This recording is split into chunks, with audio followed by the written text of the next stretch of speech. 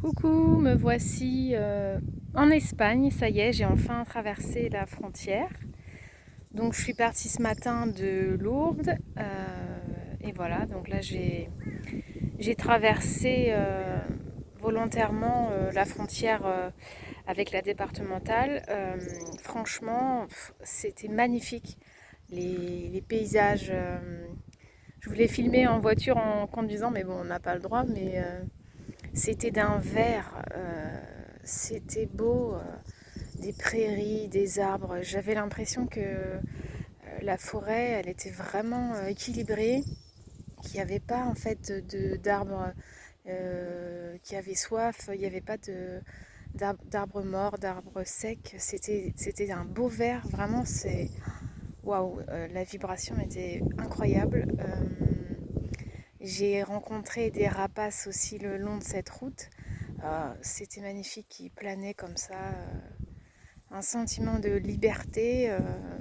Bon, les Pyrénées, c'est une région que je ne suis pas venue souvent, mais franchement, j'adore. C'est waouh, trop trop beau. Donc là, je suis en Espagne. Donc je sais pas si franchement, à la vidéo, ça rend pas du tout. En vrai, c'est beau. Bon, évidemment, il y a du soleil, mais c'est un beau vert quand même, hein.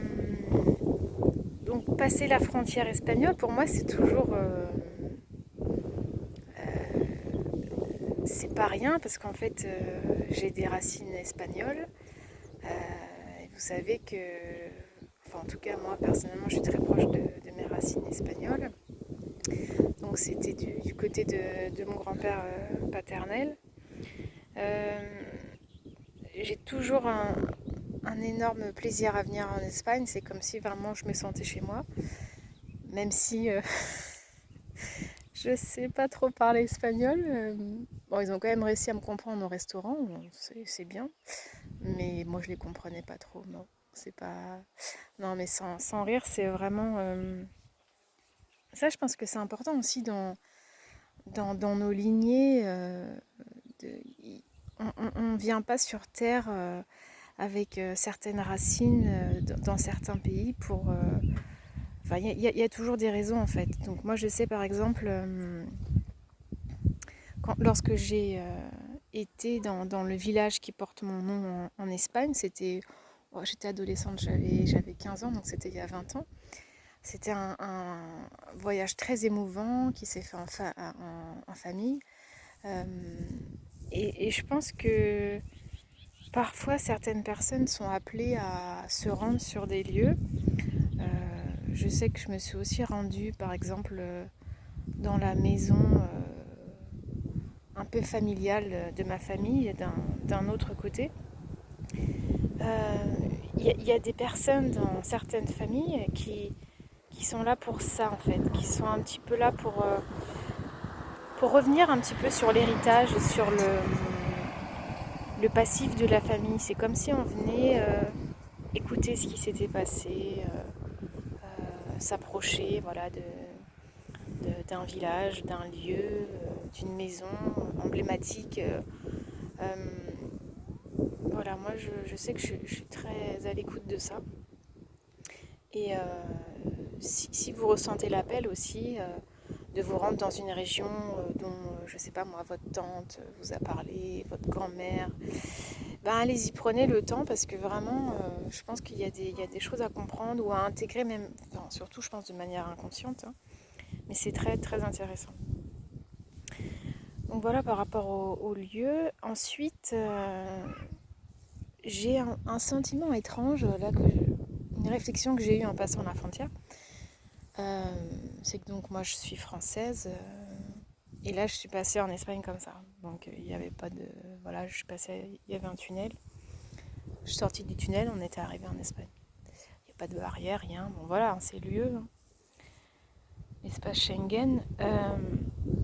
Et là j'ai une pensée pour un ami avec qui j'ai eu une discussion juste avant de partir en vacances où on parlait des Africains qui fuyaient leur pays, soit en guerre, soit violents, enfin en tout cas voilà, qui pouvaient plus vivre dans leur pays, et qui s'approchaient de l'Europe et qui gentiment étaient repoussés, ou voilà, on pense à toutes toutes ces personnes qui se sont noyées dans la mer Méditerranée. Et moi, voilà, je passe comme ça en Espagne. Je passe d'un pays à un autre, librement, cette liberté. Déjà, j'ai beaucoup de gratitude pour pouvoir me déplacer comme ça. Je trouve que c'est vraiment merveilleux.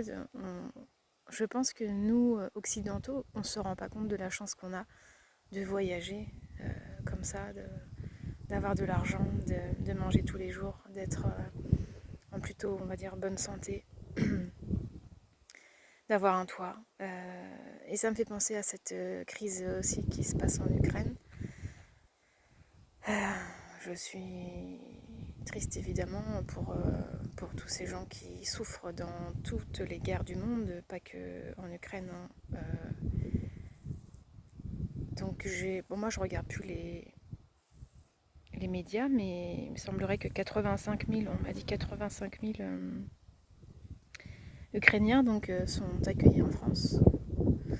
Bon, ce qui est plutôt bien, parce que la France quand même, on reste un pays riche. Et je pense qu'on a les moyens, bien sûr, de recevoir la population qui souffre et qui a besoin d'être reçue, aidée, bien sûr. Mais je suis désolée, mais du coup, là, ça vient me heurter, en fait. Pourquoi on accepterait un Ukrainien et pas un Malien, ou pourquoi on fait des différences? En fait, il y a une personne qui l'explique très bien sur YouTube, et j'avais au début pas intégré cela, mais dire qu'on est français, c'est se séparer en fait. Et dans l'idée de toutes ces âmes terrestres, enfin ces âmes qui sont incarnées sur Terre, c'est de ne pas avoir de division, puisqu'en fait je suis moi, mais je suis l'autre, on est tous un en fait. Donc déjà quand on parle comme ça de ces frontières, en disant bah moi je suis français, bon oui bien sûr il y a une fierté, en tout cas moi j'adore mon pays, mais je pense que je devrais plus dire j'adore mon pays, j'adore ce pays en fait, puisque vraiment c'est dans la vibration, mais quand on dit des mots comme cela, ça a un impact en fait. J'habite en France, mais en même temps je suis terrienne en fait. Moi je suis arrivée en France, donc j'ai cette chance d'être libre, d'être française, d'être libre, voilà, de me balader un peu où je veux en Europe et dans le monde entier. Mais finalement, est-ce que la réflexion lorsqu'on est sur Terre, ce serait pas de retirer toutes ces frontières, ces barrières? Alors j'entends, oui, mais oh là là, on va accueillir toute la misère du monde. Ah, mais pourquoi ça s'appelle déjà la solidarité, mais je pense que quand on n'est pas là en fait pour se séparer, la vie est bien faite, et si on ouvrait toutes les frontières, je pense qu'on peut imaginer si on partage bien les richesses de la terre. C'est ça en fait, le souci ce ne sont pas les frontières. Le souci c'est le partage de la nourriture de la terre, des richesses en général. C'est ça qui crée en fait ces scissions entre les humains. Et voilà, c'est ce que je voulais partager aujourd'hui, parce que voilà, on ne se rend pas compte, il y a des choses qu'on fait de manière naturelle. Voilà, j'étais dans ma voiture et j'ai passé un tunnel, et librement.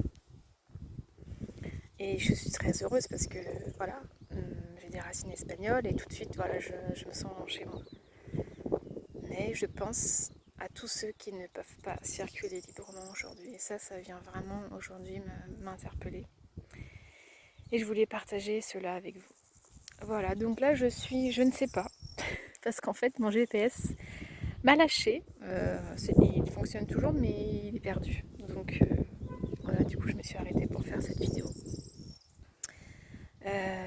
Je suis encore pas très loin quand même de la frontière française, avec de magnifiques, du coup, je sais pas, monts ou montagnes, je sais pas.